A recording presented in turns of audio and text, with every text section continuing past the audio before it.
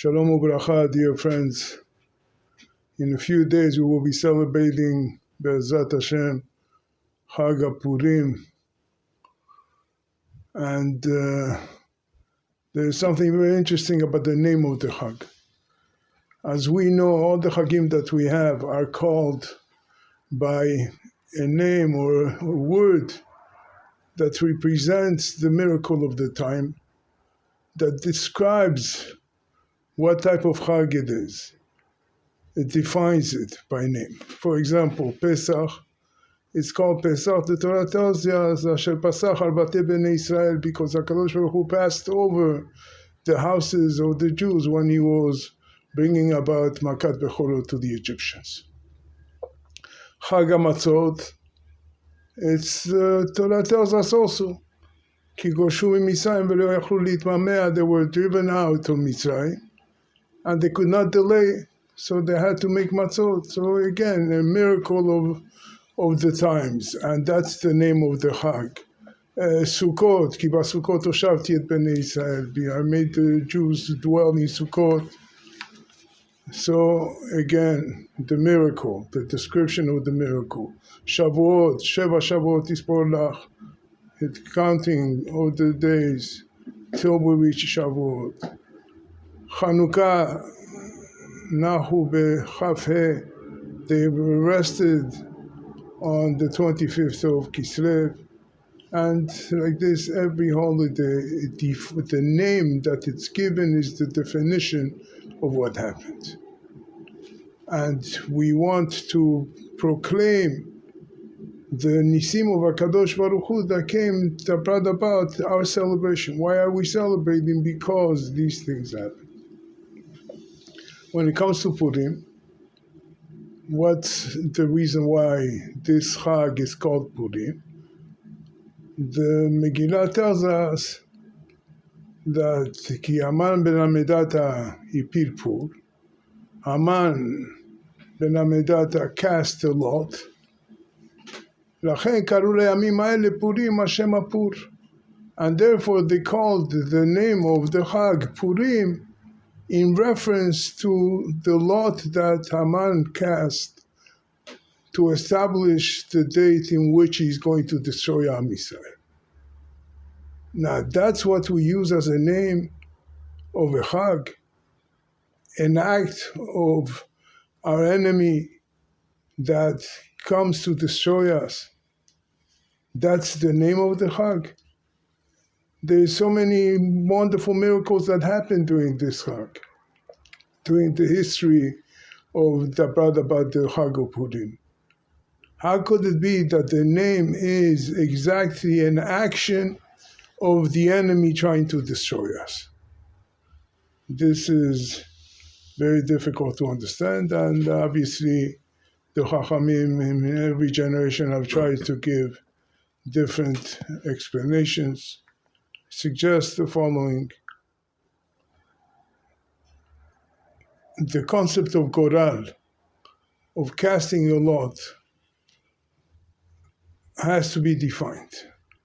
How does Haman understand the goral? He understands life in a very simple way.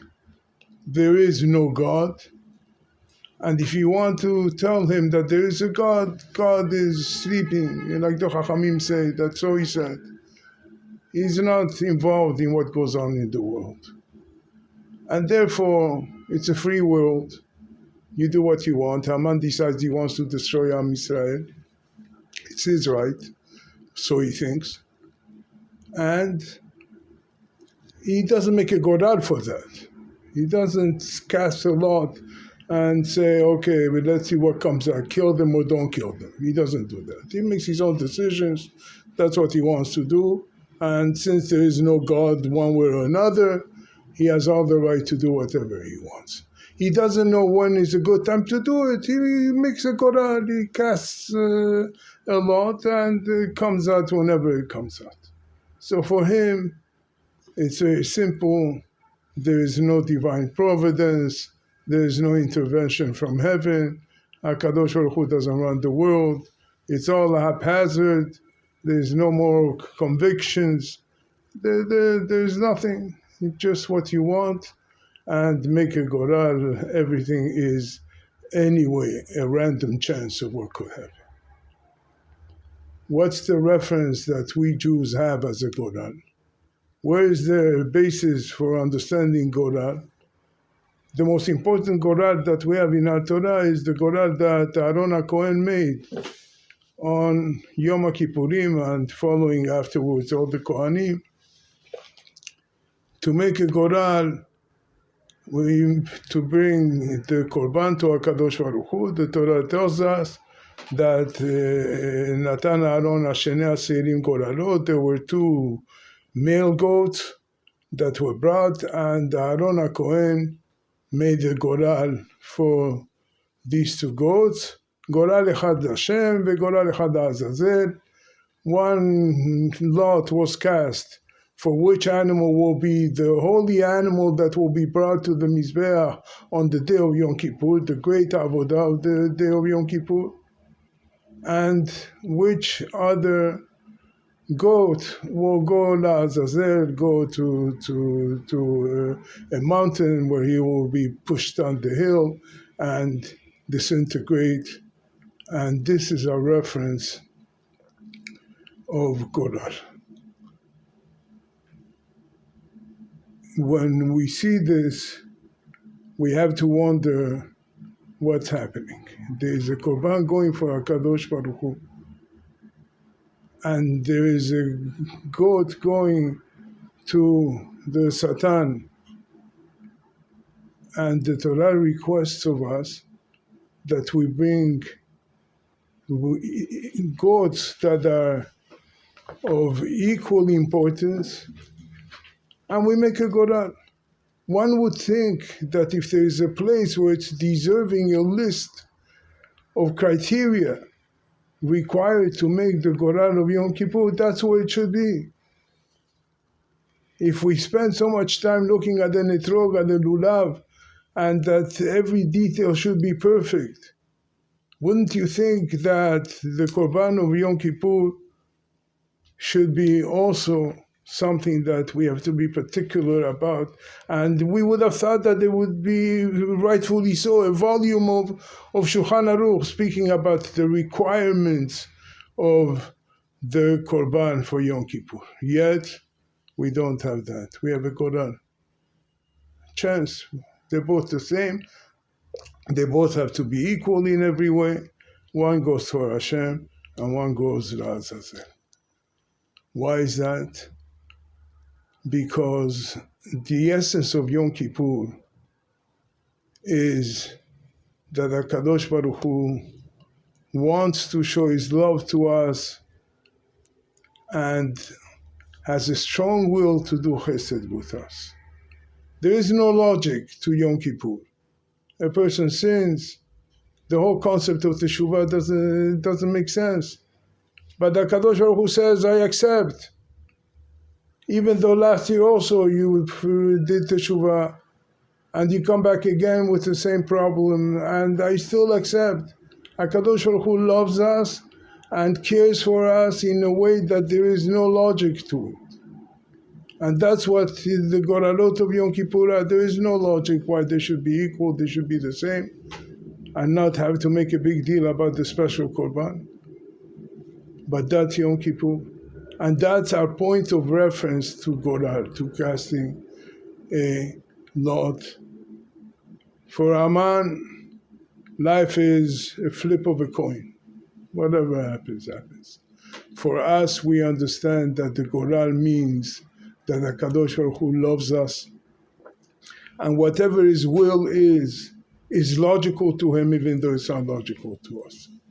The miracle of Purim was such, and the reference of the Goral is that of Yom Kippur, and that's why the Chachamim tell us that one of the reasons why it is conceivable to call the day of Yom Kippur with the name of Purim, Yom Kippurim, Kippurim.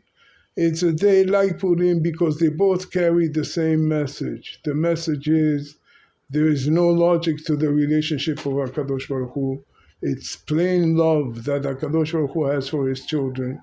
And that love is passed on in miracles time and again, time and again. So when we think about the name of the Chag, we think of Purim. We think of the outlook that we have to casting lots, the outlook that we have to the relationship that HaKadosh Baruch Hu has with us. Yes, we're celebrating Purim, we're celebrating the casting of a lot that HaKadosh Baruch Hu does for us. On Yom Kippur, we celebrated on Purim also, and we call the Chag the same name. We call the Chag Purim because of the special brand of relationship that there is between HaKadosh Baruch Hu and us.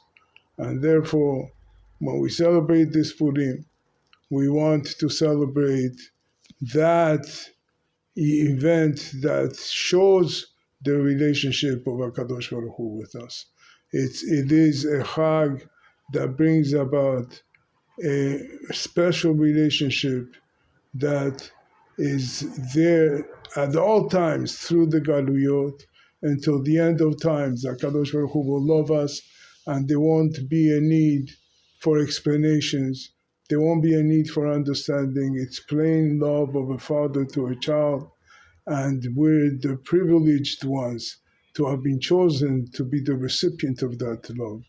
Be'ezrat Hashem, time is coming soon where the ultimate blessing of the Megillah LaYehudim הייתה עולה ושמחה וששון ויקר, be with us in every aspect, Be'ezrat Hashem, and soon we will see Mashiach Tzidkenu here, and he will build Beit Mikdashenu בקרוב בירושלים הבנויה במהרה בימינו אמן ואמן.